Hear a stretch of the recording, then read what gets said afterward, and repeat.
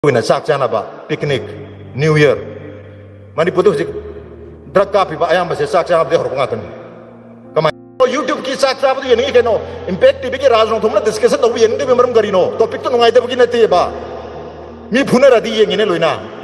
ta ke no orani hadu gina ta ba you will be a good person, damn good person. manipur ka apa ba mi masing thi ba nang choi da yaw ni ha ba thado pi gano nupi macha sing su ka nupi macha mayam ma कोई मणिपुर की youth थकप की ranking India के लाख मणिपुर की नुपी हम जाओ बने category से करीनो है अर्जेंटी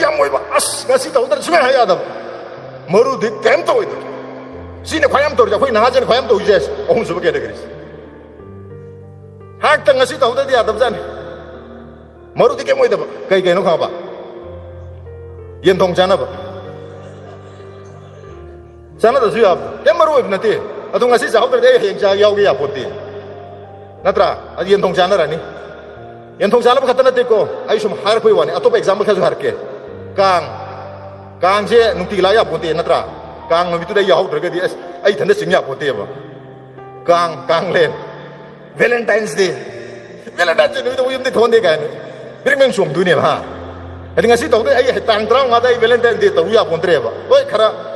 को वांग खरा दे तुम तौरी को अदु कोई नॉर्मल को वांग दबा कोई दी तरा मी से तौद्रदी वैलेंटाइन डे से यारोदी ते खल्ले बा अदुना very urgent but not important मैं तो न्यू ईयर डे की पार्टी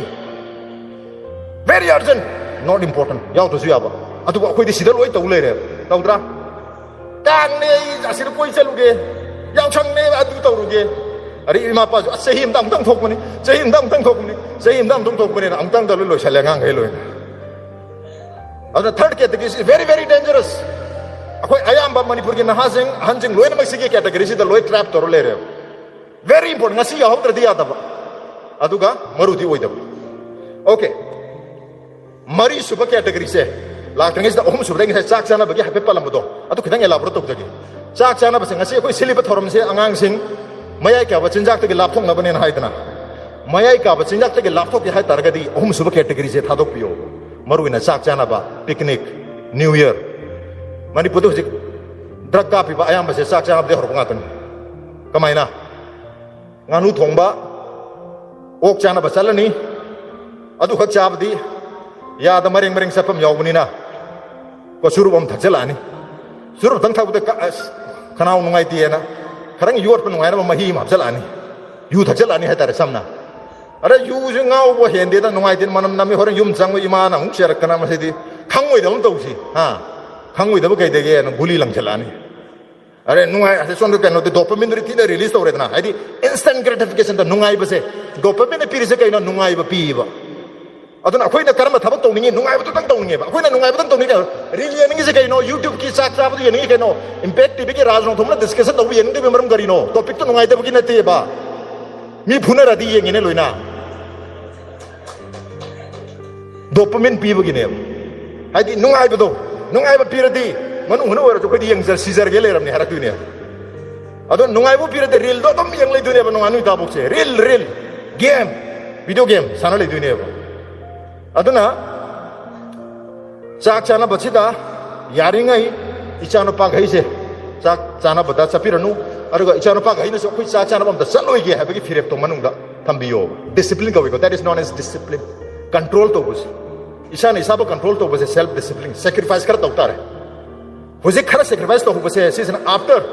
10 years ता नंग दो लेवल अमद लेर मने हदि पैसा एम्पायर नि आई आत कनो ओरनी हदु गना तबा you will be a good person damn good person Manipur के अफबा मी मसिंग थी नंग छोइदन यावरनी हैबा चाक चाना दुम थादो पियो और मा बा ओइनसु सही मदमुतनी वा ममाराबा याम लुन दिन जबने थादो पिगनो बचाक चाना बदो प्लीज लाइव एग्जाम्पल आई ने बा को इमुंग द थोप थोदों ने बाइना चाक चाना बदि अंगांग मांगा बने बको ड्रग योरबने एडिक्शन होम योरबने रिहैब सेंटर योरी ने अन चाक चाना बसे याम डेंजरस नि याम लाइन लोबी गनु थादो पिगनु नुपी मचा सिंग उसिका नुपी मचा मयाम मा कोई मणिपुर की यूथ थकपगी रैंकिंग इंडिया के लापदा मणिपुर की नुपी से याम जावरबने अदन यूथ थकप अजे हुजिकती सना भी ओरबने बा यूथ थकपजी हुजिकती कनो नुमिले मरु साब नु खनरबने अदुना चाक चाना बजे प्लीज यारेंगे इसाना सु सिनबी गनु योबी गनु चाक चाना निगे हाय तारगदी कमाय तोबी गनी चाक चाना बियो करमायना इमुंग मनुंगी मीसिंगा काका गा मामा गा तादगम imu inege indonga adu di nungai tam natra dopamine thok to an akhona pamisi dopamine khaga yam thok busin tanari se video oraga su dopamine khar thokpa phaireng tureng angba viral khar chatkan ba serang turang ma machin thiba jugo char thab to adu manga tane ko yeng do yam ba nungai ba jugo chaba do su nungai ba pi ba tare don jugo chada ngata yeng hai ba nate ko adu ba su khayam yeng kale ba ko se aduga akhoi de nungai ba pi ba instant gratification pi sene karina no ham ta dopamine yam release to ba akhoi u do ba manung dane dopamine se ta ka pi jane ba adu dagi ne ba dopamine yam na release to po to phang dri bong ne atop ne men ba ya de ba atop thab to ba so to ning oi dari ka suma pa ning oi ba nang mobile phone to pung khai ma sin ro ma pa ne hai na angang do mobile phone ngak sana laga adum like pa jani na pung khai ma mobile phone to ro matung da angang do like pa ba so ya ro pra pang na kong ta ngang le do ma pra pang jang na ne kem sang ro like pa ba dila aduna mobile dagi akhoi na to godab je kaino na ha gaina social distancing mobile dagi social distancing to biyo aduga amana class 12 pass to driba angang amata mama pa jingna mobile phone masagi personal leibi gano mama pa ge season han biyo leibdi leibi gano keno the mobile phone to addiction oiduri ne base je rehab center yo Europe ne bana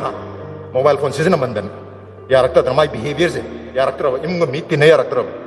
aduna se drug ka samana tu ni keno son thoiba magi drug na piba su dopamine ni mana khari yam na pi habi wani mobile phone na piba su dopamine ni nungai ba kumai amani yang ba isai ama ta ba da pi su dopamine se na maram oraga haidi nungai ba khoi se pleasure seeker nga ta ne ba pleasure pam nungai ba pam ba mi ne ba